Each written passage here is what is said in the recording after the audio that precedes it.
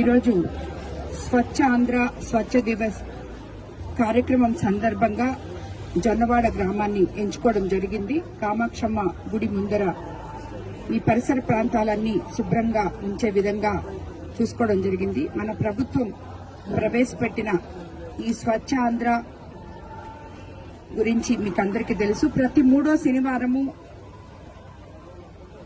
స్వచ్ఛాంధ్ర కార్యక్రమం మనమంతా చేసుకుంటున్నాము.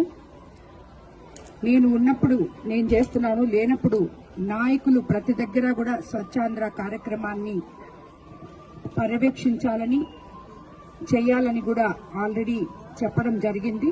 ప్రతి ఒక్క అధికారులతో కలిపి నాయకులు కూడా చేస్తున్నారు.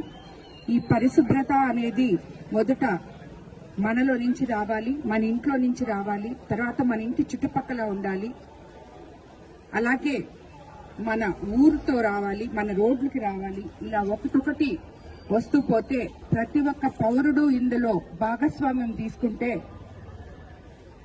ఎక్కడా కూడా చెత్త అనేది కనపడకుండా ఈ స్వచ్ఛాంధ్ర స్వచ్ఛ దివస్ అనే కార్యక్రమానికి ఏదైతే ఉద్దేశంతో మన ముఖ్యమంత్రి చంద్రబాబు నాయుడు గారు రూపకల్పన చేశారో, అలాగే మన ప్రధానమంత్రి గారు ఏదైతే ఈ స్వచ్ఛాంధ్ర స్వచ్ఛ దీని గురించి దివస్ గురించి మాట్లాడుతున్నారో అవన్నీ మనం సక్రమంగా చేసిన వాళ్ళం అవుతాం. మనల్ని చూసి రాబోయే రోజుల్లో ఒక ఇంటి పెద్ద ఇల్లు శుభ్రంగా పెట్టుకుంటే ఆ ఇంట్లో పిల్లలు ఎలా శుభ్రత పాటించి శుభ్రంగా పెట్టుకుంటారో, అలాగే ఒక నాయకుడు